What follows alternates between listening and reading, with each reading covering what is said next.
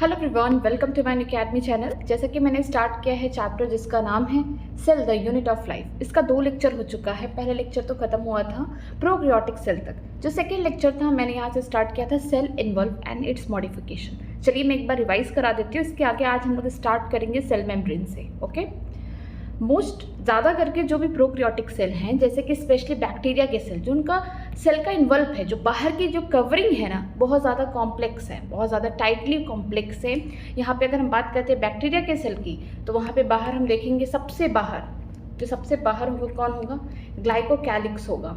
फिर उसके बाद सेल वॉल आएगा, फिर देन आएगा प्लाज्मा मेम्ब्रेन या फिर हम कह सकते हैं सेल मेम्ब्रेन। इन तीनों का अपना अलग अलग काम है, लेकिन जब एक साथ ये तीनों लेयर एक साथ इकट्ठा होते हैं, यूनिट होते हैं, तो इनका मेन काम क्या है? प्रोटेक्शन प्रोवाइड करना। ठीक है, बैक्टीरिया को क्लासीफाई किया गया है, 2 बेसिस लिए गए हैं। पहला कि ग्राम नाम के साइंटिस्ट, इन्होंने क्या किया, कुछ बैक्टीरिया के ऊपर क्रिस्टल वायलेट नाम का डाई डाल दिया, जिसकी वजह से उनमें रंग आ गया, ठीक है, पर्पल कलर का। फिर बाद में उन्होंने क्या किया, वॉशिंग किया, तो कुछ बैक्टीरिया ने अभी तक वो कलर रिटेन किए थे, मतलब अभी भी उनके पास क्या था? कलर था। ठीक है, लेकिन वॉश करने के बाद कुछ ऐसे बैक्टीरिया थे जो वो कैसे हो गए? कलरलेस हो गए, फिर से वो कलर को छोड़ दिए। फिर उन्होंने क्या किया कि जो कलरलेस हो गए थे उस पर क्या डाल दिया? सैफरिन डाल दिया, फिर से वो कलर आ गया उनके पास, पिंक कलर आ गया। तो इन्होंने कहा कि वॉशिंग करने के बाद जिन बैक्टीरिया के पास अगर डाई अभी भी है, उन्हें कहा ग्राम पॉजिटिव, और जिनके पास नहीं है, वॉशिंग करने के बाद कलरलेस हो गए, उन्हें कहा ग्राम नेगेटिव। इसके अलावा हम देखते हैं कि जो ग्लाइकोकैलिक्स है उसकी कंपोजिशन, उसके थिकनेस में डिफरेंस। अगर जो ग्लाइकोकैलिक्स की जो सीथ है अगर लूज हो जाए तो स्लाइम लेयर हो जाएगा कुछ में, और ज़्यादा करके जो बैक्टीरिया हैं उनमें क्या होता है कि जो ग्लाइकोकैलिक्स है वो थिक होते हैं, टफ होते हैं और कैप्सूल बनाते हैं। फिर बात करते हैं सेल वॉल की। जो सेल वॉल केवल शेप नहीं प्रोवाइड करता बैक्टीरिया के सेल को, इसके अलावा वो क्या करता है? सपोर्ट प्रोवाइड करता है, बैक्टीरिया को कोलैप्स होने से बचाता है, बस्टिंग होने से बचाता है, इन्फेक्शन से बचाता है। आज हम लोग सेल वॉल भी कवर करने वाले हैं। फिर बात करते हैं प्लाज्मा मेम्ब्रेन या सेल मेम्ब्रेन की बात करेंगे। तो ये कैसे होते हैं? सिलेक्टिवली परमिएबल होते हैं। ये जो चुन चुन के जो भी पार्टिकल्स होंगे, चुन चुन के उसको क्या करेंगे? इंटर करने देंगे साइटोप्लाज्म में। ओके, तो ये क्या है? सिलेक्टिवली परमिएबल है। सेल वॉल भी परमेबल है, बट वो सबको अलाउ कर देता है, जाइए। लेकिन जो प्लाज्मा मेम्ब्रेन है ये क्या है? सिलेक्टिवली परमेबल है। इसके अलावा ये क्या करते हैं कि जो प्लाज्मा मेम्ब्रेन है एक ट्रैफिक पुलिस की तरह काम करते हैं कि किस पार्टिकल को आना है, किसको नहीं आना। आज हम लोग इसको भी अच्छे से पढ़ेंगे, सेल मेम्ब्रेन को भी अच्छे से पढ़ेंगे। बात करेंगे अगर हम आर्की बैक्टीरिया को छोड़ दिया जाए, एक्सेप्शन है आर्की बैक्टीरिया, उसको छोड़ दिया जाए, बाकी जितने भी प्रोकैरियोटिक यूकैरियोटिक सेल हैं सबके पास एक कॉमन चीज़ और भी पाई जाती है, वो क्या है? प्लाज्मा मेम्ब्रेन है। फिर देखते हैं कि यही जो प्लाज्मा मेम्ब्रेन जो प्रोकैरियोटिक सेल है उनमें क्या होता है? अंदर की तरफ, ये मान लीजिए सेल वॉल है, अंदर की तरफ जो प्लाज्मा मेम्ब्रेन है इम्बेडेड हो गया, इन्वेजिनेट हो गया, इस टाइप का स्ट्रक्चर, इसे हम क्या बोलते हैं? मीसोसोम बोलते हैं। ठीक है, ये प्लाज्मा मेम्ब्रेन का ही एक्सटेंशन है, जिससे सरफेस एरिया वगैरह देखिए बढ़ गया है। ये किस फॉर्म में हो सकता है? विसाइकल के फॉर्म में शेप बना सकता है, दूसरा ट्यूब्यूल के फॉर्म में बना सकता है, तीसरा लैमेली के फॉर्म में इस तरीके से स्ट्रक्चर है, इसके फॉर्म में भी क्या होता है? ये इनफोल्डिंग दिखा सकता है, और ये हेल्प करते हैं सेल वॉल को बनाने में। मीसोसोम डीएनए का रेप्लिकेशन होगा, डिस्ट्रीब्यूशन हो जाएगा 2 डिफरेंट सेल में। इसके अलावा ये रिस्पायरेशन, सिक्रीशन, सरफेस एरिया बढ़ाते हैं, प्लाज्मा मेम्ब्रेन का एंजाइमेटिक कंटेंट को भी बढ़ाते हैं। लेकिन कुछ प्रोकैरियोटिक सेल हैं जैसे कि साइनोबैक्टीरिया की बात करते हैं, तो इनमें भी क्या होता है कि जो प्लाज्मा मेम्ब्रेन है, मान लीजिए ये सेल वॉल है, अंदर प्लाज्मा मेम्ब्रेन है, तो ये प्लाज्मा मेम्ब्रेन जो है अंदर की तरफ क्या हो गया? ढेर सारी इनफोल्डिंग दिखा रहा है, देखिए इस तरीके का। इस इनफोल्डिंग को हम क्या बोलेंगे? इसे बोलेंगे क्रोमैटोफोर। जिनके पास पिगमेंट होगा, जैसे कि हायर प्लांट्स के पास होता है, ये क्या करेंगे? फोटोसिंथेसिस में हेल्प कराएंगे। किसमें प्रेजेंट होता है? साइनोबैक्टीरिया में होता है। आगे देखते हैं बैक्टीरिया सेल मोटाइल हो इमोटाइल हो कैसे पता चलेगा? अगर उनके पास फ्लैजेला प्रेजेंट होगा तो मोटाइल होंगे, नहीं है तो इमोटाइल होंगे। फ्लैजेला जो होता है बैक्टीरिया में, इनका डिफरेंट अरेंजमेंट होता है और डिफरेंट नंबर में होते हैं। कुछ फ्लैजेला यहाँ पे एक जगह ही इकट्ठा है, कुछ पूरे बॉडी में इकट्ठा है। ठीक है, इनका नंबर कम ज़्यादा हो, कुछ एक ही जगह है, कुछ बोल सकते हैं कि यहाँ पे 2 गुच्छों में प्रेजेंट है। तो यहाँ पे डिफरेंट टाइप के फ्लैजेला प्रेजेंट होंगे, उनका अरेंजमेंट और उनका बोल सकते हैं कि नंबर क्या होगा? अलग अलग होगा। अगर हम बात करते हैं बैक्टीरिया के फ्लैजिला के बारे में, तो किससे बना हुआ? 3 चीज़ों से बना हुआ है। सबसे अंदर क्या होगा? सेल वॉल से निकला हुआ है, ठीक है। सबसे अंदर जो होगा बेसल बॉडी होगा, फिर हुक वाला पार्ट होगा, और सबसे लंबा जो होगा स्ट्रक्चर वो क्या होगा? फिलामेंट होगा। ये सबसे लंबा स्ट्रक्चर होता है। इसके अलावा देखते हैं कि फ्लैजिला के अलावा बैक्टीरिया के पास पिलाई एंड फिम्ब्री नाम का सरफेस स्ट्रक्चर देखने को मिलता है। लेकिन पिलाई और फिम्ब्री का कोई भी रोल नहीं है किसमें? मोटेलिटी में, लोकोमोशन में कोई काम नहीं है। जो पिलाई होते हैं ये क्या होते हैं? बहुत कम नंबर में प्रेजेंट होते हैं, ठीक है। और इनका स्ट्रक्चर ट्यूबलर लाइक स्ट्रक्चर होता है। इस टाइप का स्ट्रक्चर देखने को मिलता है सेल वॉल पे, ठीक है। इनका मेन काम क्या है? ये किससे बने हुए? पहले तो जान जाइए, पिलीन नाम के प्रोटीन से बने। उनका मेन काम क्या है कि जब एडवर्स कंडीशन होता है तब ये जाके क्या करते हैं? इसी की मदद से बैक्टीरिया में शॉर्ट ऑफ सेक्सुअल रिप्रोडक्शन होता है। इन एडवर्स कंडीशन में जनरली क्या करते हैं? बैक्टीरिया बाइनरी फ्यूजन करते हैं। लेकिन बात करते हैं फिम्ब्री की, तो फिम्ब्री क्या है? छोटे छोटे, यहाँ पे आप देखेंगे जब अगर आप ब्रश करते हैं तो छोटे छोटे वहाँ पे ब्रिस्टल निकले होते हैं, ऐसे स्ट्रक्चर है वहाँ का, ठीक है। पूरे बॉडी पे फैला हुआ है। इनका मेन काम क्या है? अटैचमेंट प्रोवाइड करना, बैक्टीरिया की सेल को अटैचमेंट प्रोवाइड करना। अगर पानी के अंदर है तो रॉक वगैरह से, जो भी सॉलिड जगह होगी वहाँ से अटैचमेंट प्रोवाइड करना। अगर किसी एनिमल की बॉडी में है, किसी होस्ट की बॉडी में है जिसमें क्या करना? बीमारी कॉज करना है, वहाँ पे टिश्यू से अटैचमेंट प्रोवाइड करते हैं। तो याद रखिएगा, पिलाई और फिम्ब्री का कोई भी रोल नहीं है लोकोमोशन में, ओके। नेक्स्ट चलते हैं राइबोसोम एंड इंक्लूजन बॉडी। अगर हम बात करेंगे प्रोकैरियोटिक का, तो वहाँ पे 70 राइबोसोम होगा, ये इंपॉर्टेंट है। प्रोकैरियोट्स में क्या होता है? जो राइबोसोम होते हैं ये प्लाज्मा मेम्ब्रेन, मान लीजिए सेल वॉल है, अंदर प्लाज्मा मेम्ब्रेन से भी जुड़े होते हैं और साइटोप्लाज्म में भी फ्रीली प्रेजेंट होते हैं, ठीक है। जो इनका साइज दिया गया है 15 नैनोमीटर बाई 20 नैनोमीटर साइज है, और ये 2 सब यूनिट से बने हुए हैं। 50 ईयर्स जो सबसे बड़ा वाला सब यूनिट है, सो छोटा वाला जो सब यूनिट है वो 30 ईयर्स है, ठीक है। अगर दोनों को ऐड करेंगे तो 80 हो जाएगा, ऐसा नहीं है। इनके बीच में थोड़ा सा स्पेस है, और किससे जुड़े हुए हैं? मैग्नीशियम आयन से जुड़े हुए हैं, ठीक है। ये इंपॉर्टेंट है। फिर देखते हैं जो राइबोसोम होता है, यहाँ पे प्रोटीन की सिंथेसिस होती है। हम आगे पढ़ेंगे central dogma molecular basis of inheritance में, जहाँ पे क्या होगा? डीएनए हो गया, आरएनए हो गया, जो अपने से रेप्लिकेशन कर रहे हैं, अपनी सेम कॉपीज बना रहे हैं, हम उसे क्या बोलेंगे? रेप्लिकेशन प्रोसेस कर रहे हैं। मान लीजिए डीएनए से अगर आरएनए बन रहा है, तो इस प्रोसेस को एमआरएनए बन रहा है, इस प्रोसेस को हम क्या बोलेंगे? ट्रांसक्रिप्शन बोलेंगे। लेकिन इसी एमआरएनए के ऊपर, एक सिंगल एमआरएनए के ऊपर ढेर सारे राइबोसोम आके चिपक जाए, सिंगल एमआरएनए के ऊपर ढेर सारे राइबोसोम आके चिपक जाए, और यहाँ पे जो भी कोडान्स प्रेजेंट है एमआरएनए में, जो भी कोडान्स प्रेजेंट है उसका क्या करने लगे? अमीनो एसिड वगैरह बनाने लगे, प्रोटीन बनाने की सिंथेसिस करने लगे। तो इस स्ट्रक्चर को क्या बोलेंगे? पॉलीसोम या पॉलीराइबोसोम बोलेंगे, ठीक है। और जो एमआरएनए से यहाँ पे जो राइबोसोम क्या कर रहे हैं? एमआरएनए में जो भी कोडान है उनको कोड करके प्रोटीन बना रहे हैं, यहाँ पे प्रोटीन की फॉर्मेशन करेंगे, उस प्रोसेस को बोलेंगे ट्रांसलेशन, ओके। नेक्स्ट देखते हैं इंक्लूजन बॉडी। इंक्लूजन बॉडी क्या है? प्रोकैरियोटिक सेल में प्रेजेंट होते हैं, इनके पास भी कोई मेम्ब्रेन नहीं है। राइबोसोम तो मेम्ब्रेनलेस है, लेकिन ये भी कैसे हैं? ये भी मेम्ब्रेनलेस है, जो प्रोकैरियोटिक सेल में पाए जाते हैं। इनका मेन काम क्या होता है? खाने को स्टोर करना। किस फॉर्म में करते हैं? जैसे कि फॉस्फेट ग्रेन्यूल हो गया, साइनोफाइसिन ग्रेन्यूल हो गया, ग्लाइकोजन ग्रेन्यूल हो गया, इसके फॉर्म में करते हैं ये, ठीक है। ये फ्रीली प्रेजेंट होते हैं साइटोप्लाज्म में, छोटे छोटे, यहाँ पे बोल सकते हैं छोटे छोटे स्पेरिकल शेप का इनका स्ट्रक्चर होता है। अगर बात करते हैं गैस वैक्यूल की, ये प्रेजेंट होते हैं blue, green, purple and green photosynthetic bacteria में प्रेजेंट होते हैं। फिर देखते हैं यूकैरियोटिक सेल, ऐसे सेल जिनके पास क्या होता है? न्यूक्लियस के पास डबल मेम्ब्रेन होता है स्ट्रक्चर, वो वेल डिफाइंड न्यूक्लियस होता है जिसके पास न्यूक्लियस होता है, जो भी उनका जीनोमिक डीएनए सब कुछ अच्छे से पूरी तरीके से कवर होगा। एक खास बात और बताना चाहती हूँ कि जो प्रोकैरियोटिक सेल में जीनोमिक डीएनए है, डीएनए तो बड़ा होता है, लेकिन डीएनए को जोड़ने के लिए कुछ प्रोटीन प्रेजेंट होती है, तो वहाँ पे सिर्फ नॉन हिस्टोन प्रोटीन प्रेजेंट होंगे उन्हें जोड़ने के लिए, ठीक है। हिस्टोन प्रोटीन का कोई काम नहीं। लेकिन यूकैरियोटिक सेल में जो डीएनए है, लगभग 2.2 मीटर का जो डीएनए है, उसको क्या करना है? एकदम पूरा कॉम्पैक्टली एकदम पैक्ड करना है, तो किसी की मदद तो चाहिए ही। तो जो प्रोटीन होंगे हिस्टोन भी हो सकते हैं, नॉन हिस्टोन दोनों प्रेजेंट होंगे, ठीक है। अगर हम बात करते हैं यूकैरियोटिक सेल की, तो सारे जितने भी प्रोटिस्टा हो गए, प्लांट हो गए, एनिमल्स होंगे, फंजाई हो गए, सब क्या है? यूकैरियोटिक हैं। इनमें आपको देखने को मिलेगा कि यहाँ पे कंपेटलाइजेशन देखने को मिलेगा, मीन्स चैम्बर जैसा स्ट्रक्चर होगा, ढेर सारे ऑर्गेनल्स होंगे। मान लीजिए बीच में कौन है? न्यूक्लियस है, जिसके ऊपर डबल मेम्ब्रेन स्ट्रक्चर है, ठीक है, 2 मेम्ब्रेन पाई जाएगी। इसके अंदर क्रोमोसोम है, इसके अंदर डीएनए है, डीएनए के ऊपर जीन है, सारा चीज़ प्रेजेंट है। लेकिन बाहर देखेंगे इनके जो आउटर मेम्ब्रेन है वहाँ से निकला हुआ है एंडोप्लाज्मिक रेटिकुलम, वो भी कौन सा? रफ वाला, क्योंकि उसके ऊपर क्या है? राइबोसोम है। फिर दूर देखेंगे स्मूथ एंडोप्लाज्मिक रेटिकुलम है। फिर आगे गोल्गी कॉम्प्लेक्स है, ठीक है। इस टाइप का जो सिस्टर्नी स्ट्रक्चर है गोल्गी कॉम्प्लेक्स है, लाइसोसोम प्रेजेंट है, मतलब एक चैम्बर जैसा सीक्वेंस वाइज सारी चीज़ें क्या है?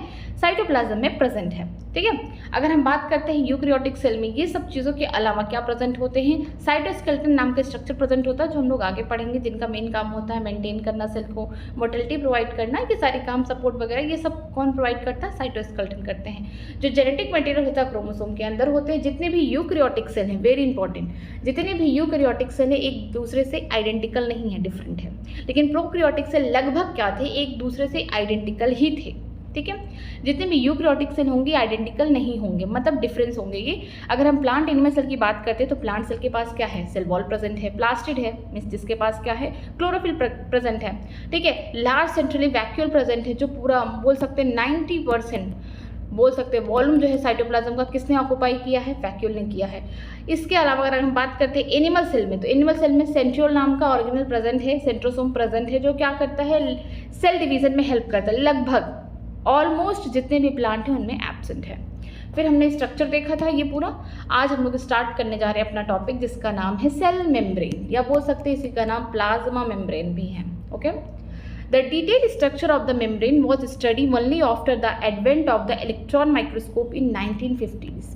ठीक है, इलेक्ट्रॉन माइक्रोस्कोप कब आया, ईयर तो नहीं दिया, लेकिन कब आया, 1950s में आया। जब हमको सेल देखना था हमने नॉर्मली माइक्रोस्कोप से देख लिया, लेकिन अगर हमें सेल के अंदर का छोटे छोटे ऑर्गेनल्स देखने हैं तो हमें उससे भी अच्छा, माइक्रोस्कोप से भी अच्छा हमें कोई और माइक्रोस्कोप चाहिए जो पूरा और अच्छे से डिटेलिंग कर सके उन सब स्ट्रक्चर का। तो जब 1950s में इलेक्ट्रॉन माइक्रोस्कोप आया तब जाके हम सेल मेम्ब्रेन या फिर बोल सकते जो भी ऑर्गेनल्स प्रेजेंट है सेल के अंदर उसको स्टडी कर पाए। Meanwhile, the chemical study on the cell membrane, especially in the human red blood cell RBC, enable the scientists to deduce the possible structure of the plasma membrane। अगर हम बात करते हैं केमिकल स्टडी किया गया कि कैसे प्लाज्मा मेम्ब्रेन बना, कैसे सेल मेम्ब्रेन किस किस चीज़ से बना हुआ है। स्पेशली अगर हम बात करते हैं ह्यूमन का RBC लिया गया था, किस पे देखा गया, ह्यूमन के RBC पे देखा गया कि किस तरीके से यहाँ पे केमिकल स्ट्रक्चर प्लाज्मा मेम्ब्रेन का है। ये तब पॉसिबल हुआ क्योंकि जब हमारे पास इलेक्ट्रॉन माइक्रोस्कोप आ गया, ताकि हम प्लाज्मा मेम्ब्रेन की पूरी डिटेल स्टडी कर सकें। ठीक है, आगे देखते हैं किस पे हुआ था, ये बोल सकते हैं RBC पे हुआ था, किसके, इंसानों के RBC पे हुआ था। These studies show that the cell membrane is mainly composed of lipid and protein। ऐसा देखा गया कि जो सेल मेम्ब्रेन है या प्लाज्मा मेम्ब्रेन है मेनली दो ही चीज़ से बना हुआ है, लिपिड और प्रोटीन से, मतलब इनका बोल सकते हैं कंटेंट ज़्यादा है। ठीक है, कार्बोहाइड्रेट भी प्रेजेंट है बट ये ज़्यादा अमाउंट में प्रेजेंट है। The major lipid are phospholipid that are arrange in bilayer. अब यहाँ पे देखने को मिल रहा है कि जो लिपिड्स में भी कौन वाला लिपिड प्रेजेंट है, फॉस्फोलिपिड प्रेजेंट है। कहाँ प्रेजेंट है, जो प्लाज्मा मेम्ब्रेन के बाई लेयर हैं, दो लेयर हैं, वहाँ पे प्रेजेंट है। ठीक है, also the lipid are arrange within the membrane with the polar head towards the outer side and the hydrophobic tail towards the inner part. अगर हम बात करते हैं लिपिड की, ठीक है, तो लिपिड में जो स्ट्रक्चर होता है ये कैसे होते हैं आप तो पहले जान जाइए, कैसे होंगे, नॉन पोलर होंगे। ठीक है, पोलर कौन होगा, पोलर वाटर होगा। ठीक है, पोलर कौन होगा, वाटर होगा। तो याद रखिएगा जो लिपिड है वो किस तरीके से अरेंज्ड है। देखिए पहले बाहर लेयर में एक बार बना रही हूँ यहाँ पे स्ट्रक्चर, ये देखिए एक लेयर, दूसरा लेयर। ठीक, बाहर की तरफ देखेंगे हम लोग, इस तरीके से हेड निकला हुआ है, इधर टेल, बाहर की तरफ हेड निकला, इधर टेल, बाहर की तरफ हेड निकला हुआ, इधर टेल, ऐसे हेड निकला हुआ है, यहाँ टेल। ये क्या है, ये पोलर हेड है। पोलर हेड का मतलब क्या है कि वाटर को लव करते हैं, पोलर है। लेकिन जो टेल है ना, ये कैसे हैं, ये नॉन पोलर है।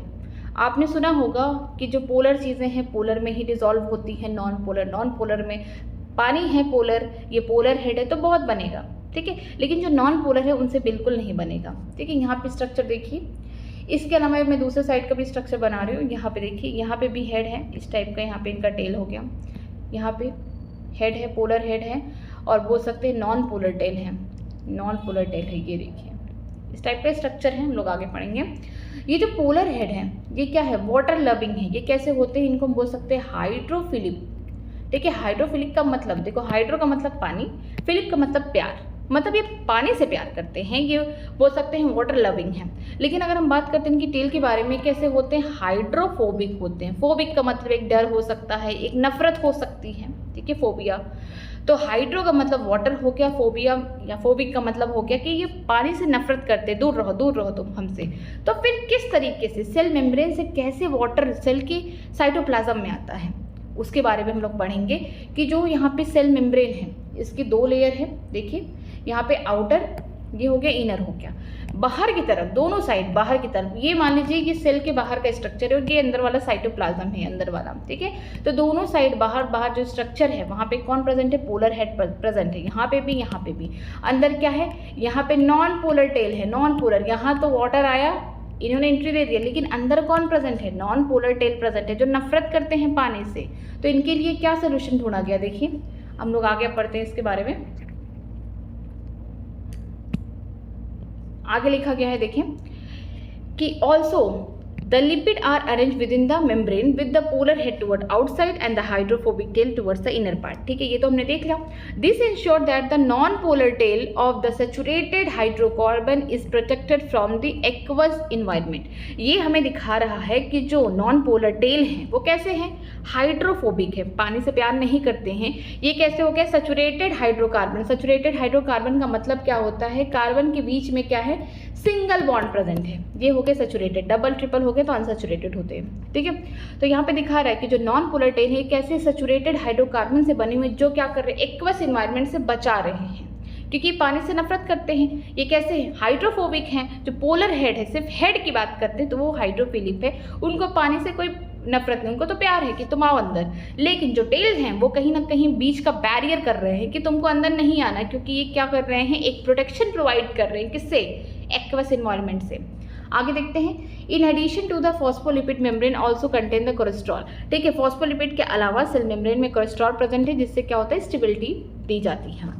Later, the biochemical investigation clearly revealed that all the cell membrane also possess the protein and carbohydrate, ठीक है। बाद में और इन्वेस्टिगेशन हुआ और स्टडी की गई तो क्लियरली देखने को मिला कि जो भी सेल मेम्ब्रेन है उनके पास क्या है, प्रोटीन कार्बोहाइड्रेट भी प्रेजेंट है। जैसे यहाँ पे रेशियो दिया गया, देखिए the ratio of the protein and lipid very considerate in the different cell type. जो रेशियो है प्रोटीन और लिपिड का, याद रखिएगा कि रेशियो किसका दिया है, प्रोटीन और लिपिड का दिया है, कार्बोहाइड्रेट का नहीं दिया है। ये वेरी इंपॉर्टेंट है कि जो रेशियो है किसका, प्रोटीन और लिपिड का, ये डिफरेंट टाइप के सेल में ये क्या करते हैं, वेरी करते हैं। किसी में ज़्यादा प्रोटीन है तो लिपिड कम है, किसी में लिपिड ज़्यादा है तो प्रोटीन कम है।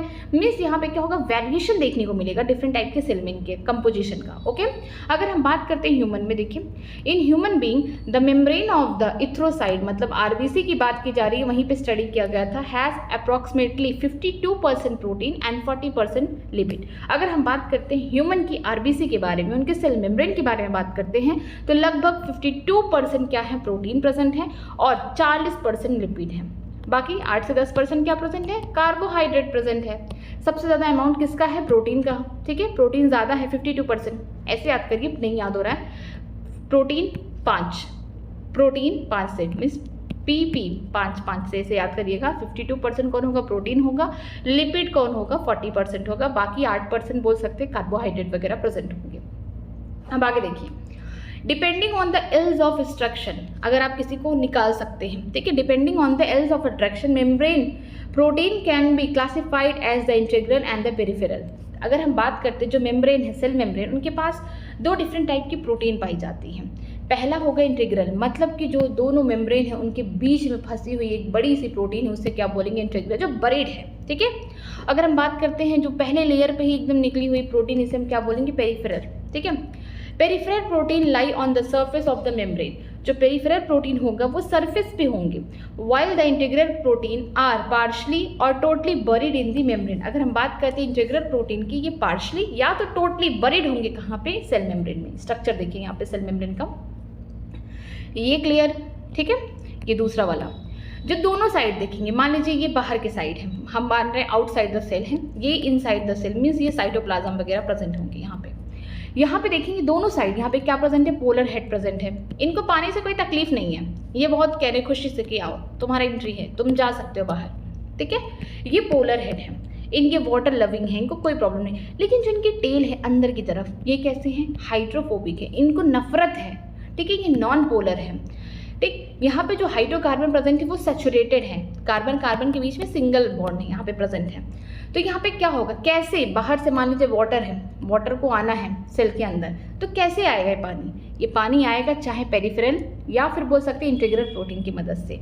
मान लीजिए वाटर आया तो इंटीग्रल प्रोटीन की मदद से ही अंदर आ जाएगा सीधे, क्योंकि यहाँ पे देखिए कोई भी इनके बीच में कोई भी लिपिड की कोई भी लेयर नहीं प्रेजेंट है, तो ये हेल्प कराते हैं। अगर हम बात करते हैं पेरिफेरल प्रोटीन की, ये देखिए स्ट्रक्चर ये पूरा अच्छे से विजुलाइज है कि जहाँ जहाँ पे इंटीग्रल प्रोटीन प्रेजेंट है, पेरिफेरल प्रोटीन प्रेजेंट है, वो ईजिली क्या करेंगे कि जो पोलर मॉलिक्यूल हैं उनको ईजिली सेल से अंदर, सेल के बाहर, दोनों तरफ क्या कर सकते हैं, ईजिली उनका ट्रांसपोर्टेशन करा सकते हैं। कहाँ कहाँ एनर्जी लगेगा, कहाँ नहीं लगेगा, हम लोग आगे पढ़ेंगे, ठीक है। अगर हम बात करते हैं एल्स ऑफ एक्सट्रैक्शन की, अगर हम सेल मेम्ब्रेन से मैं कोई खींच के प्रोटीन निकाले तो कौन सा आसानी से निकलेगा, पेरिफेरल निकलेगा, क्योंकि ये एक ही लेयर पे है। लेकिन इंटीग्रल प्रोटीन की बात करते हैं या तो ये टोटली या फुल्ली क्या है, पूरी तरीके से ये बरीड हो चुके हैं, ठीक है। ये बाहर की लेयर है पोलर, ठीक, ये पोलर हेड है, यहाँ पे नॉन पोलर टेल है, तो यहाँ पे मोस्ट ऑफ द लिपिड कौन से प्रेजेंट होंगे, मोस्टली फॉस्फोलिपिड प्रेजेंट होंगे। कहाँ प्रेजेंट होंगे लिपिड प्रेजेंट होंगे, टेल में प्रेजेंट होंगे। बीच बीच में देखिए कोलेस्ट्रॉल प्रेजेंट है, ये देखिए कोलेस्ट्रॉल, इनका मेन काम क्या है, स्टेबिलिटी प्रोवाइड करना। इसके अलावा हम बात करते हैं कि जो पोलर हेड है, पोलर हेड के साइड आपको छोटे छोटे यहाँ पे देखने को क्या मिलेंगे, शुगर टाइप का स्ट्रक्चर देखने को मिलेगा। या तो प्रोटीन के ऊपर शुगर प्रेजेंट होगा या डायरेक्ट जो पोलर हेड है उसके ऊपर प्रेजेंट होगा, ठीक। तो अगर हम बात करते हैं कि ये प्रोटीन है, ठीक है, ये प्रोटीन है, प्रोटीन के ऊपर अगर शुगर प्रेजेंट है, प्रोटीन के ऊपर अगर शुगर प्रेजेंट है तो हम क्या लिखेंगे इसको, ग्लाइको, इसको लिखेंगे ग्लाइको। ग्लाइको शब्द किसके लिए होता है, शुगर के लिए। तो प्रोटीन के ऊपर है तो ग्लाइको प्रोटीन हो गया, ठीक है। अगर लिपिड के ऊपर, ये लिपिड वाली लेयर है, इसके ऊपर डायरेक्टली शुगर अटैच्ड है तो शुगर के लिए शब्द क्या है, ग्लाइको। और किसके ऊपर है, लिपिड के ऊपर, तो ग्लाइकोलिपिड हो जाएगा। तो याद रखिएगा कि जो शुगर है कहीं कहीं प्रोटीन पे चिपके हुए हैं, कहीं कहीं लिपिड पे चिपके हुए हैं। जहाँ पे प्रोटीन पे चिपके होंगे उनका नाम होगा ग्लाइकोप्रोटीन, जब लिपिड पे चिपके होंगे उनको क्या बोलेंगे हम लोग ग्लाइकोलिपिड, ठीक है। ये स्ट्रक्चर पूरा हो चुका है, आगे चलते हैं। An improved model of the structure of the cell membrane was proposed by the Singer Nicholson in 1972, widely expected as the fluid mosaic model, ठीक है। सबसे ज़्यादा अगर हम बोल सकते हैं सेल स्ट्रक्चर के बारे में हर कोई चाहा कि अपनी तरफ से एक व्यू दिया जाए, लेकिन सबसे ज़्यादा जो सेल मेम्ब्रेन की जो बोल सकते हैं स्ट्रक्चर, जो मॉडल है, किसका एक्सेप्ट किया गया, निकोलसन एंड सिंगर का किया गया, 1972 में किया गया, ठीक है। इनके मॉडल का नाम क्या था, फ्लूइड मोज़ाइक मॉडल। फ्लूइड किसकी वजह से हो रहा है, लिपिड की वजह से हो रहा है। मोज़ाइक वाली फीलिंग किसकी वजह से आ रही है, प्रोटीन की वजह से आ रही है। जो लिपिड होगा वो लिक्विड वाला पार्ट में आएगा, लेकिन जो प्रोटीन होगा ये कैसा होगा, ये बोल सकते हैं सॉलिड वाले पार्ट में आएगा। मान लीजिए आप समंदर में हैं, समंदर में नहीं जा सकते तो मान लीजिए छोटी मोटी नदी में जा रहे हैं, ठीक है। आप नदी में फंसे हुए हैं, पूरा पानी पानी पानी पानी है, आप चाहते हैं कि आपको कोई सहारा दे, काश एक पत्थर ही आ जाए, बस सहारा मिल जाए। तो समझ जाइए कि जो समंदर है, जो नदी है, वो किसकी बनी हुई है, वो जो पानी है लिपिड का बना हुआ है, लेकिन बीच बीच में जहाँ जहाँ पत्थर हैं वो जो प्रोटीन को शो कर रहे हैं। तो ऐसे ही हमारा जो प्लाज्मा मेम्ब्रेन है, सेल मेम्ब्रेन है, वो भी क्या है, पूरा लिपिड से तैरता हुआ दिख रहा है, ठीक है। लेकिन बीच बीच में कहीं कहीं क्या है, प्रोटीन्स प्रेजेंट हैं, जो क्या करेंगे कि जो कुछ पार्टिकल्स हैं जिनके लिए रोक बन रहा है, जिसके लिए बैरियर बन रहा है लिपिड, उनकी मदद करेंगे, सहायता करेंगे सेल्स के बाहर निकलने में और सेल के अंदर आने में, ठीक है। तो याद रखिएगा जो फ्लूइड मोज़ाइक मॉडल है इसको ज़्यादा एक्सेप्टेड किया गया, किसने दिया था, सिंगर एंड निकोलसन। कब दिए थे, 1972 में। जो फ्लूइड शब्द है किसके लिए है, लिपिड के लिए है, और मोज़ाइक शब्द जो है ये प्रोटीन के लिए है। यही सोचिएगा कि पानी के अंदर पूरा पानी पानी है, लेकिन कहीं कहीं पत्थर है, ठीक है। तो जो पत्थर है वो प्रोटीन है, और जो पूरा पानी है, जो समंदर है, पूरा वो लिपिड का बना हुआ है। आगे देखते हैं। According to this the quasi का मतलब है कि सेमी फ्लूइड, ठीक है, आधा पानी आधा बीच बीच में क्या है, पत्थर है प्रोटीन के। Fluid nature of the lipid enable the lateral movement of the protein with in the overall bilayer, ठीक है। अगर हम बात करते हैं अकॉर्डिंग टू दिस मॉडल, कौन से मॉडल में हम फ्लूइड मोज़ाइक मॉडल की बात करते हैं, तो ये क्वेजी फ्लूइड है। क्वेजी फ्लूइड का मतलब कि पूरी तरीके से ना ये प्योर फ्लूइड नहीं है। इनमें क्या है कि फ्लूइड के अंदर कहीं कहीं बीच बीच में अब चट्टानें आ गई हैं, किसकी आ गई हैं, प्रोटीन की आ गई हैं, इसीलिए यहाँ पे लिखा है क्वेजी फ्लूइड, या फिर हम लिख सकते हैं सेमी फ्लूइड, ठीक। इसमें क्या होता है कि जो लिपिड है ये हेल्प कराती है। अगर हम बात करें पानी में कोई सॉलिड चीज़ डाल देंगे जिसकी थोड़ी सी डेंसिटी क्या है, कम है, सपोज करिए आप पानी है, आप कागज़ की नाव बना रहे हैं, उस पर डाल रहे हैं, उसकी डेंसिटी थोड़ी कम है, क्या कर रही है, वो तैरेगी।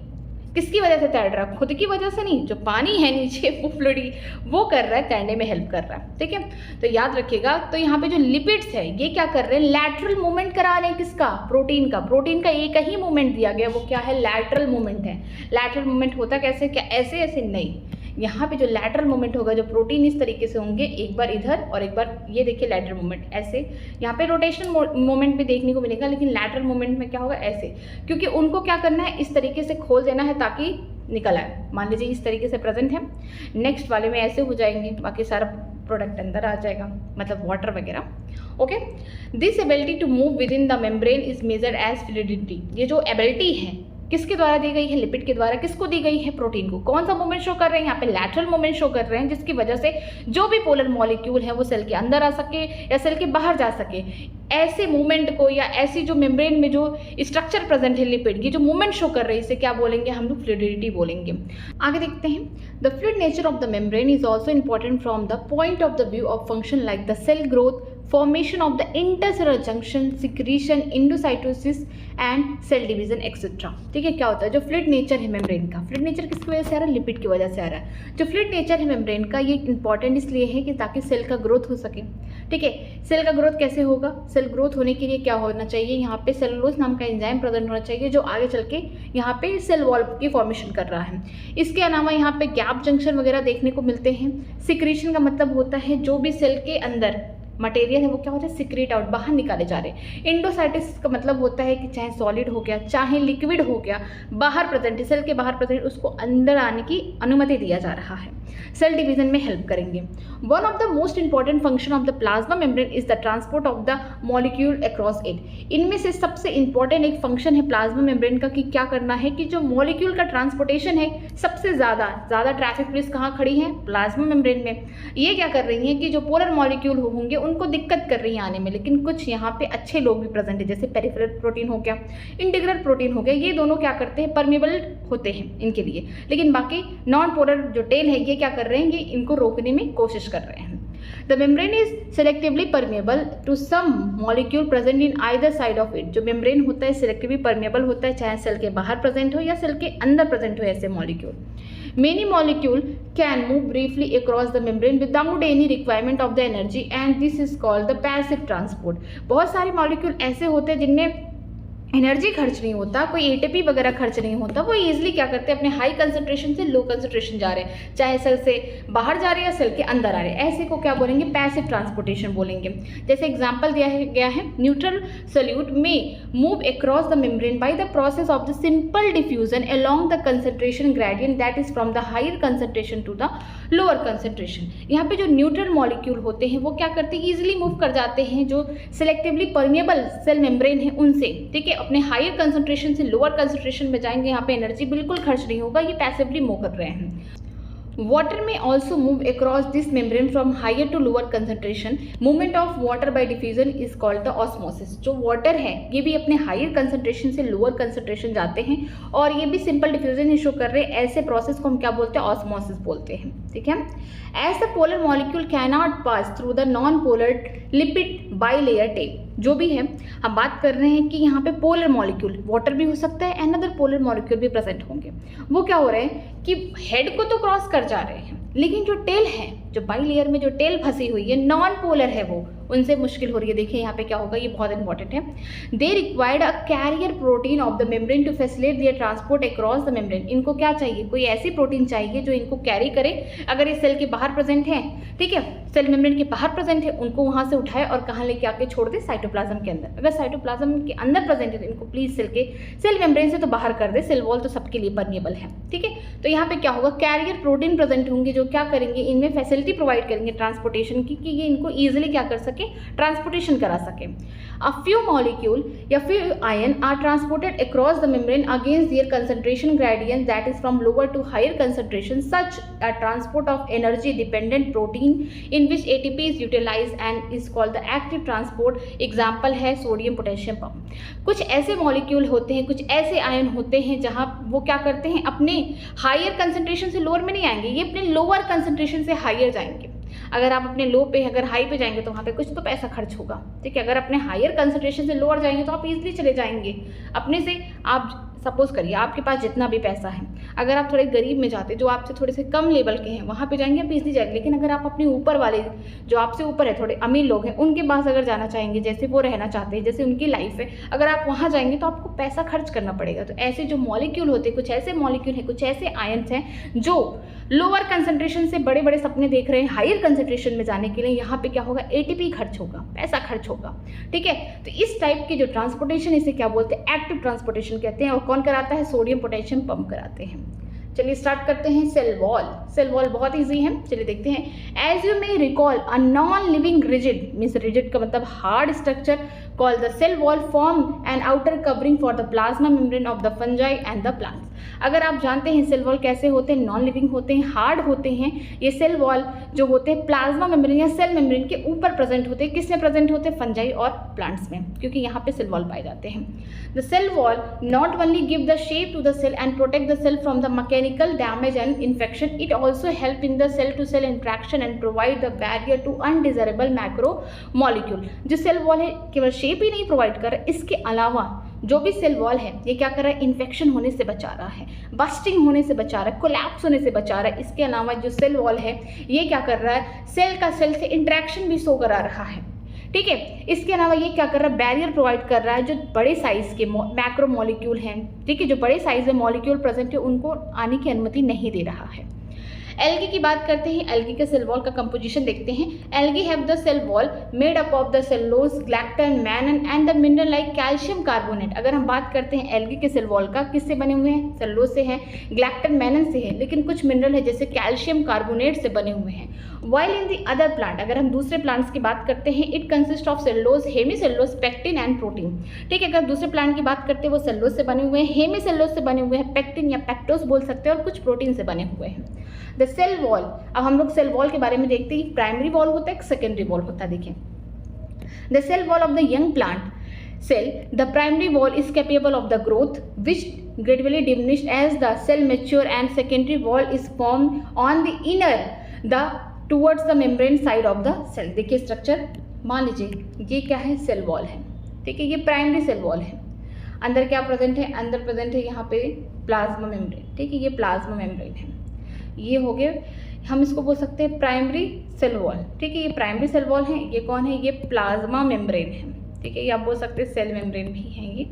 ठीक, यहाँ पे क्या होगा, जब धीरे धीरे ये सेल क्या हो जाएंगे बाहर की तरफ, जो सेल वॉल है ये जो बाहर की तरफ क्या होंगे, अब ग्रोथ शो कर रहे हैं। ठीक है, सेल पहले छोटी थी, धीरे धीरे सेल बड़ी होगी, कभी ना कभी तो सेल बड़ी होगी। तो सेल, प्लांट सेल की बात करें चाहे फंजाई में, यहाँ पे क्या होगा, सेल वॉल तो बाहर की तरफ प्रेजेंट है, ये प्राइमरी सेल वॉल है। जब धीरे धीरे ग्रोथ होगा, सेल बड़ी होगी, तो ये क्या हो जाएंगी, जो बाहर वाले जो वॉल होंगे धीरे धीरे इस टाइप के डिमिनिश्ड होने लगेंगे, बीच बीच से कहीं ना कहीं यहाँ पे क्या हो जाएंगे, रिड्यूस होना स्टार्ट हो जाएंगे। और फिर अंदर की तरफ इनके पास क्या बनेंगी, अंदर की तरफ यहाँ पे सेकेंडरी वॉल बनना स्टार्ट हो जाएंगे, सेकेंडरी सेल वॉल बनना स्टार्ट हो जाएंगे। प्राइमरी वॉल देखिए ये जो क्या है, ये प्राइमरी वॉल है। ये जब यंग प्लांट के सेल हैं उनमें देखने को मिला है, जब कोई भी अभी यहाँ पे कुछ भी ग्रोथ नहीं हुआ, अभी बस नया पौधा लगाया है, अभी ज़्यादा बढ़ा नहीं है। और जैसे जैसे प्लांट का सेल बढ़ता हुआ जाएगा, उसकी हाइट बढ़ती हुई जाएगी, उनमें क्या होगा, सेल तो कहीं ना कहीं मैच्योर होंगे आगे चल के। तो जो प्राइमरी सेल वॉल होगा कहीं ना कहीं वो धीरे धीरे डिमिनिश्ड होता जाएगा, छोटा होता जाएगा, और अंदर क्या होगा, सेकेंडरी वॉल का डिपोजिशन होगा। तो यहाँ पे बोल सकते हैं कि जो प्राइमरी वॉल है, ठीक है, ये यंग प्लांट में कैसे होते हैं, एकदम प्रेजेंट होते हैं, वहाँ पे कोई सेकेंडरी वॉल नहीं प्रेजेंट होता है। लेकिन जैसे जैसे सेल क्या होते हैं, बड़े होते जाते हैं, वहाँ पे आपको देखने को मिलता है कि जो प्राइमरी वॉल होगा वो छोटा होता जाएगा, लेकिन जो सेकेंडरी वॉल होगा वो प्राइमरी वॉल के अंदर, या बोल सकते हैं प्लाज्मा मेम्ब्रेन के साइड, ये क्या होते हैं, बनते हैं। ओके, ये इंपॉर्टेंट है। आगे चलते हैं। द मिडिल लैमेला, जो मिडिल लैमेला है क्या है, is a layer mainly calcium pectate से बनी हुई है, which hold or glue the different neighbouring cell together. ये क्या करती है, यहाँ पे डिफरेंट टाइप के देखिए सेल प्रेजेंट है। मान लीजिए एक सेल यहाँ प्रेजेंट है, दूसरा यहाँ इनके पड़ोस से प्रेजेंट है, तीसरा कोई यहाँ प्रेजेंट है, चौथा यहाँ प्रेजेंट है। तो इनको क्या करना है, इनके जो पड़ोस के जो सेल हैं, इनको जोड़ने का काम कौन कर रहा है, यहाँ पे जो जोड़ने का काम, यहाँ पे देखिए जोड़ने का काम, ये देखिए यहाँ ये जोड़ने का काम, देखिए ये जोड़ने का काम, जो पड़ोस से सेल को जोड़ने का काम कौन कर रहा है, ये कर रही है मिडिल लैमेला, जो किससे बनी हुई है, कैल्शियम पैक्टेट से बनी हुई है। किससे बनी हुई है, कैल्शियम पैक्टेट से बनी हुई है। इसके अलावा आगे देखते हैं, the cell wall and the middle lamella also transversed, का मतलब क्रॉस्ड, ठीक है, ट्रांसवर्ट का मतलब crossed by the plasmodesmata which connect the cytoplasm of the neighbour cell. ठीक है, अगर सेल को पड़ोस के सेल को जोड़ने का काम एक ग्लू की तरह काम कौन कर रहा है, मिडिल लैमेला कर रहा है। लेकिन अगर बात करते हैं यहाँ पे ट्रांसपोर्टेशन हो सके, इनके साइटोप्लाज्म का मटेरियल यहाँ चला जाए, इनके यहाँ चला जाए, यहाँ चला जाए, तो ये कनेक्शन कौन प्रोवाइड करेगी, प्लाज्मोडेस्टिमेटा प्रोवाइड करेगा कि साइटोप्लाज्म का यहाँ पे कनेक्शन शो कर रहा है। देखिए, ये जो साइटोप्लाज्म का कनेक्शन होगा ये फंक्शनल कनेक्शन हो सकता है, स्ट्रक्चरल हो सकता है, लेकिन जो मिडिल लैमेला है सिर्फ स्ट्रक्चरल कनेक्शन शो कर रहा है कि जो पड़ोस के घर हैं उनको चिपका रहा है, मीन्स पड़ोस के जो सेल हैं उनको क्या कर रहा है, एक साथ ग्लू कर रहा है। लेकिन जो प्लाज्मोडेस्टिमेटा है ये पड़ोस के जो नाइबर सेल है उनसे क्या कर रहे हैं, कनेक्शन शो कर रहे हैं, फंक्शनल कनेक्शन शो कर रहे हैं, साइटोप्लाज्म से एक कनेक्शन शो कर रहे हैं ताकि अपने मटेरियल को एक्सचेंज कर सके इजीली। तो दोनों डिफरेंट टाइप के यहाँ पे कनेक्शन दिखाए गए हैं। ठीक है, मिडिल लैमेला किससे बने हुए हैं, कैल्शियम पैक्टेट से बने हुए हैं, जो क्या कर रहे हैं, स्ट्रक्चर को जोड़ रहे हैं। दो डिफरेंट टाइप के यहाँ पे सेल हैं जो पड़ोस में हैं उनको जोड़ने का काम कर रहे हैं, और प्लाज्मोडेस्टिमेटा क्या कर रहे हैं, यहाँ पे कनेक्शन शो कर रहे हैं साइटोप्लाज्म का कि यहाँ पे मटेरियल का इजीली एक्सचेंज हो सके। आगे देखते हैं एंडोमेम्ब्रेन सिस्टम में। एंडोमेम्ब्रेन सिस्टम का मतलब होता है, एंडो मतलब इनसाइड है, किसके इनसाइड, साइटोप्लाज्म के इनसाइड कुछ मेम्ब्रेन सिस्टम है जो एक साथ मिलकर काम करेंगे। ठीक है, while each of the membranous organelle is distinct in term of its structure and function। जैसा कि हम जानते हैं कि जो भी ऑर्गेनल्स प्रेजेंट होंगे यूकैरियोटिक सेल के अंदर उनका स्ट्रक्चर भी अलग होगा, उनके फंक्शंस भी अलग होंगे। ठीक है, many of these are considered together as the endomembrane system because of their function are coordinated. ठीक है, इनमें से बहुत सारे ऑर्गेनल जो सेल ऑर्गेनल्स यूकैरियोटिक सेल में हैं इनको एक साथ इकट्ठा किया गया, उनको बोला गया एंडोमेम्ब्रेन सिस्टम। क्यों, क्योंकि इनका फंक्शन क्या था, एक साथ कोऑर्डिनेटेड था, एक साथ जुड़ा हुआ था। ठीक है, the endomembrane system included the endoplasmic reticulum, Golgi complex, lysosome and vacuole. Endomembrane system में कौन कौन रहेगा, कौन ऐसे चार ऑर्गेनल्स है जो एक साथ अपना काम कर रहे हैं एक के बाद एक, मतलब एक कोऑर्डिनेटेड वे में, इनके बिना ये काम नहीं हो सकता, इनके बिना ये नहीं हो सकता, मतलब कि चारों एक सीक्वेंस में काम करेंगे तब जाके इनका पूरा फंक्शन एक साथ कंप्लीट होगा। आगे देखिए, मैं एक ट्रिक देती हूँ, क्या है, ईजी लव। प्यार करना बहुत आसान है लेकिन पढ़ाई करना बहुत कठिन है, ये जस्ट अ जोक है बट याद करने के लिए ट्रिक है। ईजी लव किसके लिए दिया गया है, एंडोमेम्ब्रेन सिस्टम के लिए। ई फॉर एंडोप्लाज्मिक रेटिकुलम हो गया, जी फॉर गोल्गी बॉडी या Golgi complex, L for lysosome, V for vacuole. ठीक है, ये चारों एक साथ कोऑर्डिनेटेड वे में अपना फंक्शन करेंगे, इसीलिए इनको क्या बोला जाता है, एंडोमेम्ब्रेन सिस्टम बोला जाता है। Since the function of the mitochondria, chloroplast, peroxisome are not coordinated with the above component, these are not considered as the part of endomembrane system। Mitochondria हो गया, क्लोरोप्लास्ट हो गया, पेरोक्सिसोम हो गया, ये तीनों अपना अलग अलग काम कर रहे हैं, एक साथ कोऑर्डिनेट नहीं हो पा रहे, एक जैसा काम नहीं कर पा रहे, फंक्शन नहीं शो कर पा रहे, इसीलिए ये एंडोमेम्ब्रेन सिस्टम के पार्ट नहीं है। ओके, तो चार कौन थे, ईजी लव से याद करिए, ईजी लव से कौन कौन होंगे, एंडोप्लाज्मिक रेटिकुलम होगा, इसके बाद कौन आएंगे, गोल्गी बॉडी या गोल्गी कॉम्प्लेक्स आएंगे, फिर लाइसोसोम होंगे, फिर वैक्यूल होंगे। एकदम मैंने सीक्वेंस में बताया है और एक बार सीक्वेंस में हम लोग अब पढ़ने जा रहे हैं। पहला देखेंगे एंडोमेम्ब्रेन सिस्टम में एंडोप्लाज्मिक रेटिकुलम, इनके बारे में क्या देखना, पहले स्ट्रक्चर देखिए, ये हमारा न्यूक्लियस है। ठीक है, अगर हम यूकैरियोटिक सेल की बात करें, सारे ऑर्गेनल्स वही प्रेजेंट है, तो अगर हम बात करेंगे न्यूक्लियस, तो न्यूक्लियस वेल डिफाइंड है, ये इनर लेयर है, ये जो बाहर की लेयर है उनमें से कुछ ऐसे स्ट्रक्चर निकले हुए हैं, जालनुमा स्ट्रक्चर निकले हुए हैं, कौन है, वो है एंडोप्लाज्मिक रेटिकुलम। कौन है, एंडोप्लाज्मिक रेटिकुलम। अगर उनमें राइबोसोम चिपके हुए हैं तो वो रफ एंडोप्लाज्मिक रेटिकुलम होंगे, अगर उनमें कोई भी राइबोसोम नहीं चिपके तो स्मूथ एंडोप्लाज्मिक रेटिकुलम होंगे। कहाँ से निकले हैं, जो न्यूक्लियस का आउटर मेम्ब्रेन है उनसे स्ट्रक्चर बनाते हुए निकले हुए हैं। ठीक है, तो चलिए देखते हैं। Electron microscope study of the eukaryotic cell reveal the presence of the network और the reticulum of tiny tubular structure scattered in the cytoplasm, this is called endoplasmic reticulum. ठीक है, इलेक्ट्रॉन माइक्रोस्कोप से देखा गया यूकैरियोटिक सेल में कि एक जालनुमा structure देखने को मिल रहा है, ट्यूबुल जैसा स्ट्रक्चर बन रहा है, पूरे यहाँ पे फैला हुआ, जो साइटोप्लाज्म उसमें पूरा फैला हुआ है, वो कौन सा स्ट्रक्चर, उसका नाम है एंडोप्लाज्मिक रेटिकुलम। रेटिकुलम का ही मतलब है नेटवर्क, जाल। ठीक है, hence ER divide into the intracellular space into two distinct compartment, that is the luminal inside the ER and extra luminal cytoplasmic compartment. क्या हुआ है कि जो एंडोप्लाज्मिक रेटिकुलम है इसको दो पार्ट में डिवाइड किया, इंट्रा का मतलब कि साइटोप्लाज्म के अंदर, सेल के ही अंदर, याद रखिएगा कि सेल के ही अंदर। ठीक है, सेल के अंदर ही। ठीक है, ER को डिवाइड किया गया है दो कंपार्टमेंट में। अगर हम बात कर रहे हैं यहाँ पे ये देखिए अगर इनके अंदर प्रेजेंट है, ठीक है, अगर हम बात करेंगे ER के अंदर, जो ER है उनके अंदर की बात करेंगे, ये जो एरिया है, ये जो कंपार्टमेंट, इसे बोलेंगे ल्यूमिनल, इसको क्या बोलेंगे, ल्यूमिनल कंपार्टमेंट बोलेंगे। ER के अंदर जो ये स्पेस है, जो जगह है, इसे हम बोलेंगे ER के अंदर जो स्पेस है इसे बोलेंगे ल्यूमिनल। अगर हम बात करेंगे साइटोप्लाज्म वाला एरिया है, इसे बोलेंगे एक्स्ट्रा ल्यूमिनल कंपार्टमेंट। ठीक है, ER को सेल के अंदर ही दो पार्ट में डिवाइड किया गया है। पहला क्या है, ल्यूमिनल जो इनसाइड ER है, एंडोप्लाज्मिक रेटिकुलम चाहे रफ हो चाहे स्मूथ हो, दोनों की बात की गई है। जो साइटोप्लाज्म वाले एरिया में होगा उसे क्या बोलेंगे, एक्स्ट्रा ल्यूमिनल कंपार्टमेंट। अब देखते हैं ER often show ribosome attach to their outer आउटर सरफेस। जो एंडोप्लाज्मिक रेटिकुलम है, कहीं कहीं पे राइबोसोम नाम का जो ऑर्गेनल है वो चिपका हुआ है। ठीक है, the endoplasmic reticulum bear the ribosome in the their surface is called rough endoplasmic reticulum. ऐसे एंडोप्लाज्मिक रेटिकुलम जहाँ पे राइबोसोम चिपके हुए हैं हम क्या बोलेंगे, rough endoplasmic reticulum. In absence of the ribosome they appear smooth and are called smooth endoplasmic reticulum. जहाँ पे राइबोसोम नहीं है, एब्सेंट है, वहाँ पे क्या होगा, स्मूथ होगा टच करने में, उसे हम क्या बोलेंगे, स्मूथ एंडोप्लाज्मिक रेटिकुलम। आगे देखते हैं, अब काम देखते हैं इनका फंक्शन।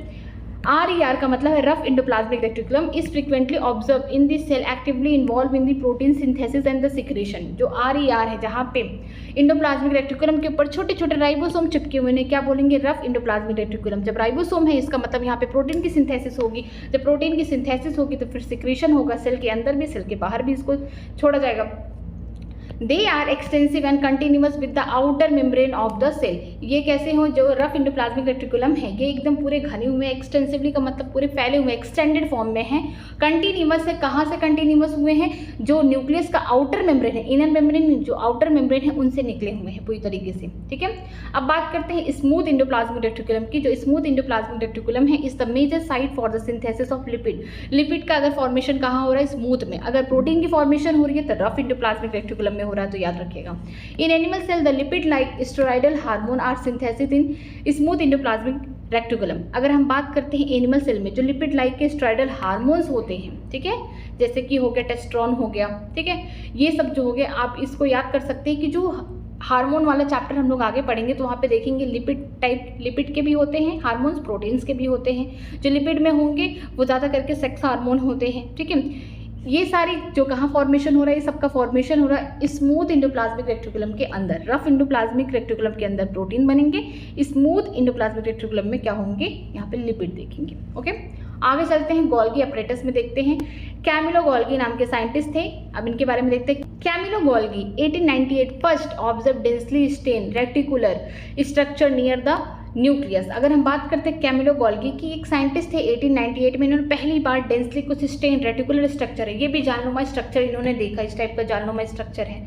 कहाँ देखा, न्यूक्लियस के पास देखा, तो उनका नाम क्या रखे, they were later name Golgi body after him. इन्होंने जब देखा तो अपने नाम के आधार पे इस स्ट्रक्चर का नाम क्या रख दिया, गोल्गी बॉडीज रख दिए। They consist of many flat disc shape sac और cisternae of the diameter 0.5 micrometre to 1 micrometre. ठीक है, ये कैसे होते हैं, ये फ्लैटन स्ट्रक्चर है। ये देखिए स्ट्रक्चर ये कैसे है, फ्लैटन है, डिस्क लाइक स्ट्रक्चर है। इस तरीके से इसे हम क्या बोलते हैं, सिस्टर्नी बोलते हैं, जिनका डायमीटर दिया गया है 0.5 माइक्रोमीटर से 1 माइक्रोमीटर। डायमीटर है ये आधे से एक, ऐसे याद कर सकते हैं, हाफ टू 1, आधे से एक। ठीक है, 0.5 micrometre to 1 micrometre. These are stacked parallel to each other, एक दूसरे से देखिए पैलर हैं चारों तरफ से। Varied number of the cisternae are present in Golgi complex. यहाँ पे जो सिस्टर्नी का नंबर है वो वैरी करेगा, ऐसा नहीं है कि सब में एक समान प्रेजेंट होंगे, नहीं, ये अलग अलग होंगे। The Golgi cisternae are the concentrically arrange near the nucleus with a distinct convex cis or the forming phase and the concave trans or the maturing phase. The cis and trans phase of the organelle are entirely different but interconnected. देखिए यहाँ पे structure में बना रही हूँ, ये देखिए ये यहाँ पे क्या है, न्यूक्लियस है, सपोज करिए। जो स्ट्रक्चर होगा ये देखिए, ये स्ट्रक्चर इस टाइप का स्ट्रक्चर होगा, ऐसे कुछ फ्लैटन स्ट्रक्चर कुछ बनेगा, इस टाइप का फ्लैटन स्ट्रक्चर ऐसे बनता हुआ जाएगा। किसका बना रही हूँ मैं, सिस्टर्नी का बना रही हूँ। ये न्यूक्लियस है, ठीक है, न्यूक्लियस के पास ये वाला जो फेज होगा इसको हम क्या बोलेंगे, इसको कॉन्वेक्स बोलेंगे, सिस बोलेंगे, फॉर्मिंग फेज बोलेंगे। ठीक है, फॉर्मिंग फेज ये वाला जो दूर है न्यूक्लियस से दूर, इसे हम क्या बोलेंगे, इसको बोलेंगे कॉनकेव ट्रांस। ठीक है, जो भी अपोजिट होगा इसका बताएंगे। फॉर्मिंग का हो जाएगा मैच्योरिंग।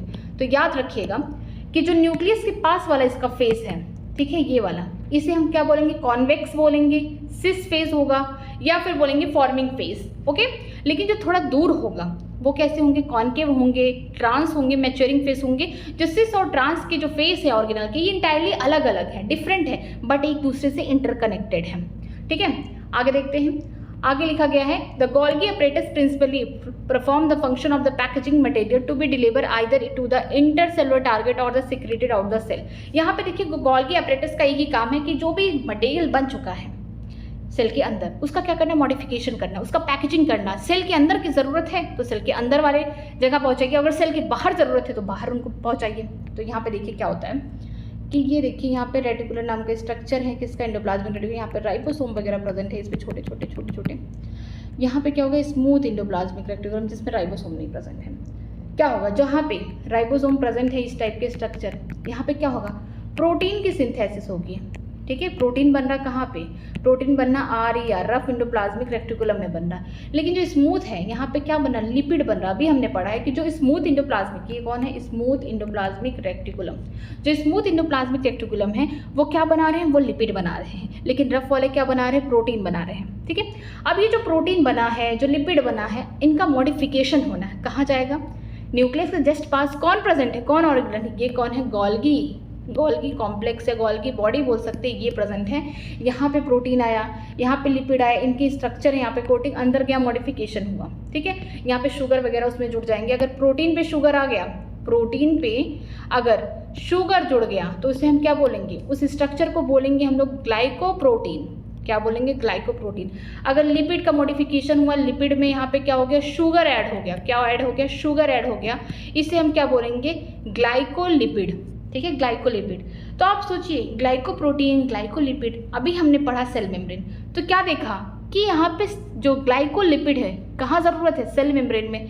ग्लाइकोप्रोटीन की बात करेंगे आगे चल के, नया ऑर्गेनल बनाएगा जिसको बोलेंगे लाइसोसोम, और ग्लाइकोप्रोटीन जहाँ पे ज़रूरत होगी प्रोटीन का वहाँ पे जाएंगी। ठीक है, तो याद रखिएगा ये जो न्यूक्लियस है, ये जो स्ट्रक्चर है ये किसका है, न्यूक्लियस का स्ट्रक्चर है। यहाँ से जान लो मैं स्ट्रक्चर निकले हुए कौन, एंडोप्लाज्मिक रेटिकुलम। उनके ऊपर राइबोसोम है तो रफ एंडोप्लाज्मिक है, जिनके पास नहीं है उन्हें बोलेंगे स्मूथ एंडोप्लाज्मिक रेटिकुलम।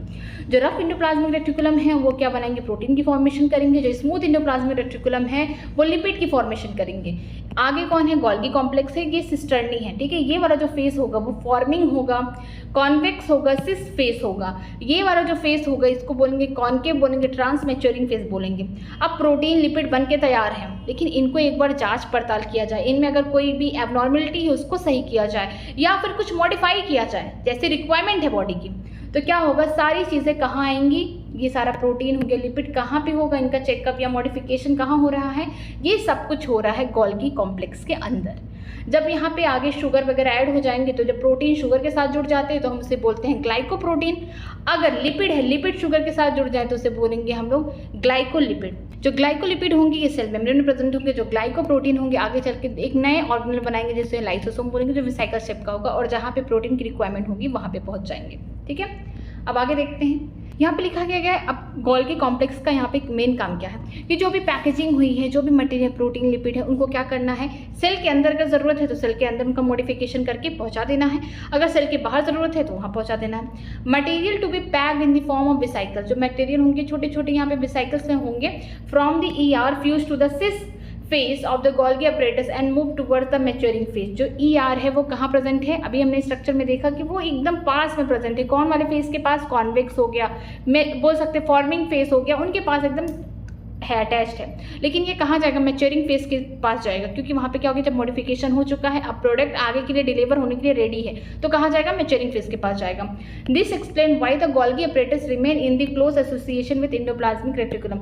ये बात ये एक्सप्लेन कर रहा है कि गोल्गी अपरेटस क्यों इतना पास होता है एंडोप्लाज्मिक रेटिकुलम की, इसलिए रहता है कि जो एंडोप्लाज्मिक रेटिकुलम है, चाहे स्मूथ हो चाहे रफ हो, ये क्या किए हैं, प्रोटीन बना चुके हैं, लिपिड बना चुके हैं, तो इनका जो प्रोटीन लिपिड है उनका क्या करना है, फॉर्मिंग फेज या कॉन्वेक्स या सिस फेज के पास लाना है, इनको इनमें मॉडिफिकेशन करना है, जो भी चीज़ें अगर एबनॉर्मल है उनको सही करना है, और कहाँ भेजना है, इनको भेजना है मैच्योरिंग फेज से, चाहे सेल के अंदर ज़रूरत है या सेल के बाहर ज़रूरत है वहाँ इनको भेज देना है।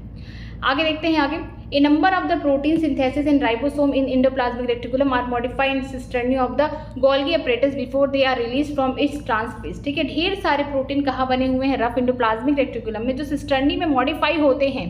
ठीक है, पहले कहाँ हो जाएंगे ये, पहले जाएंगे फॉर्मिंग फेज से, फिर इसके बाद मॉडिफिकेशन होगा, फिर कहाँ से निकल जाएंगे ये, ट्रांस फेज से निकलेंगे। ठीक है, ये अपने टारगेट जगह पहुंच जाएंगे। तो यहाँ पे यही लिखा गया है कि गोल्गी अपरेटस में रिलीज होने से पहले, मतलब जो प्रोटीन बने वो रिलीज होने से पहले, सेल से बाहर निकलने से पहले कहाँ जाएंगे, इनको सिस्टर्नी में जाना है, जहाँ पे फॉर्मिंग फेज से मैच्योरिंग फेज की तरफ जाएंगे जब पूरा मॉडिफिकेशन हो जाएगा।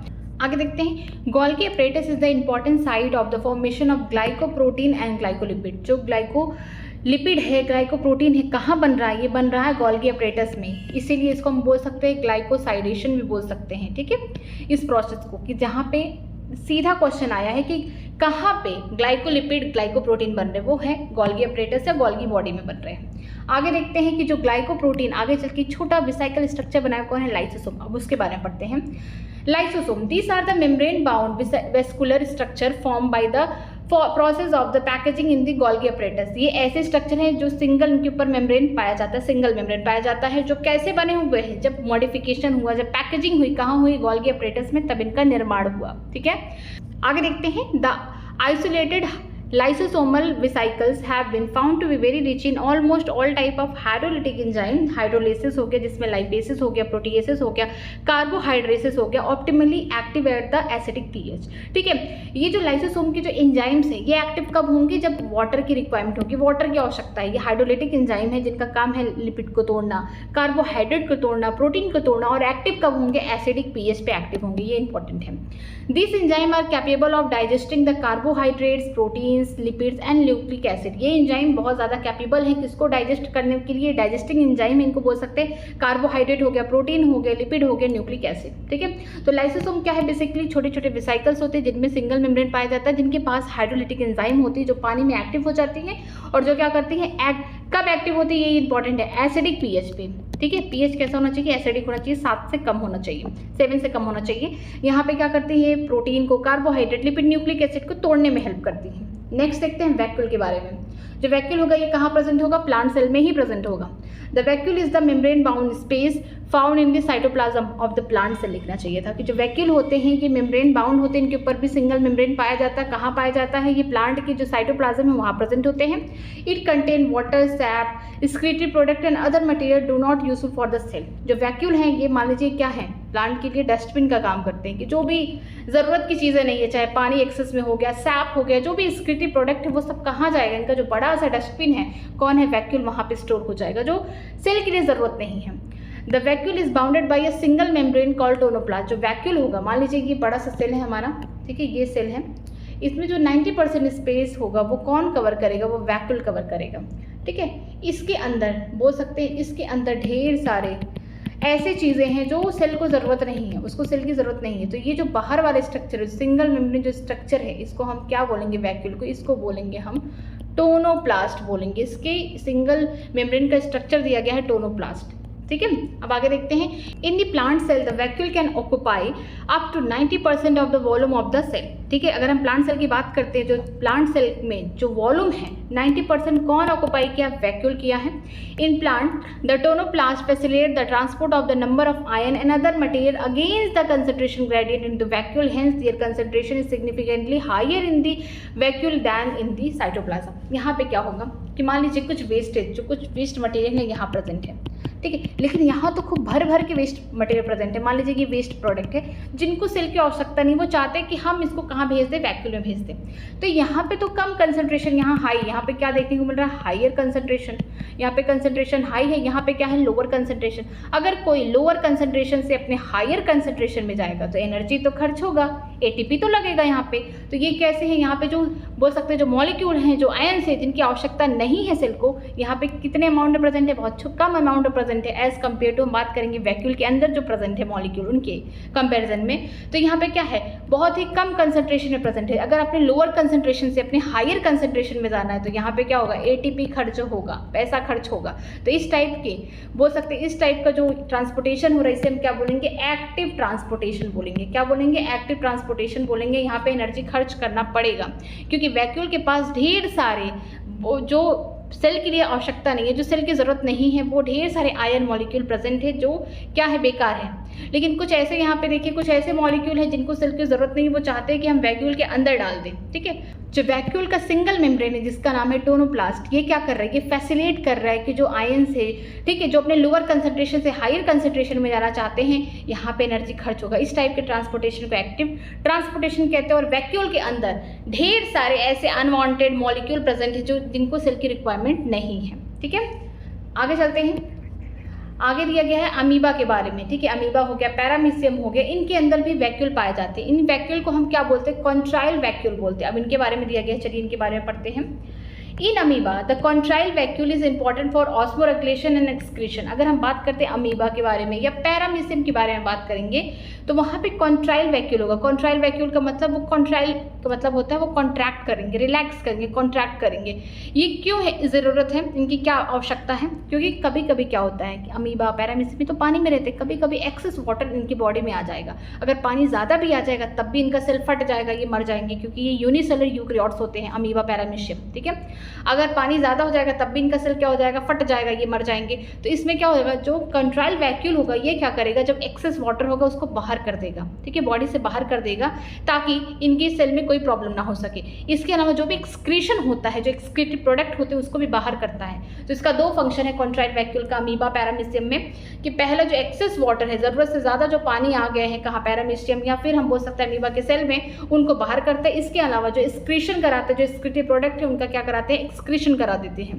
In many cells, as in Protista, food vacuole are formed by engulfing of the food particles. ठीक है, बहुत सारे सेल जो है प्रोटिस्टा में बहुत सारे सेल में आपको देखने को मिलता है फूड वैक्यूल। जो फूड वैक्यूल होते हैं वो खाने को क्या करते हैं, अंदर की तरफ लेते हैं। बात करेंगे पैरामीशियम में, तो पैरामीशियम में ही फूड वैक्यूल भी पाया जाता है। ठीक है, इसका स्ट्रक्चर कुछ सैंडल जैसा होता है। यहाँ पे मान लीजिए ढेर सारे यहाँ पे सीडिया प्रेजेंट है। ठीक, तो यहाँ पे एक फूड वैक्यूल प्रेजेंट होगा। जब वो पानी के अंदर चलेगा तो अपने सीडिया से ढेर सारा जो वाटर में खाना लदा होगा उसको अपने अंदर क्या करेगा, अंदर की तरफ उसको खींचने की कोशिश करेगा। वो चाहेगा कि खाना उसके बॉडी के अंदर जाए। किसकी मदद से जाएगा, फूड वैक्यूल की मदद से जाएगा, कि जो भी वाटर के अंदर फूड लैडन है वो कहाँ जाए, किसकी मदद से, फूड वैक्यूल की मदद से उनकी बॉडी के अंदर जाए।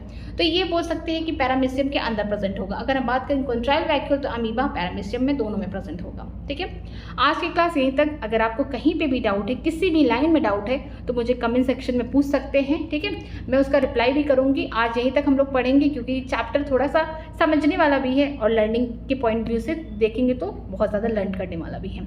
कोई भी डाउट है तो मुझसे कमेंट सेक्शन में पूछ सकते हैं। कोई भी प्रॉब्लम है आप उसके लिए भी कमेंट कर सकते हैं। अगर आपने मेरा टेलीग्राम चैनल नहीं ज्वाइन किया है तो वीडियो की डिस्क्रिप्शन बॉक्स में लिंक मिल जाएगा, आप वहाँ से ज्वाइन कर सकते हैं। क्योंकि जो कुछ भी मैं पढ़ाती हूँ PDF वहाँ सब कुछ देती हूँ, मैं PYQ भी कराती हूँ, वहीं पे PDF वगैरह सब कुछ देती हूँ। ठीक है, आज की क्लास यहीं तक। Thank you very much.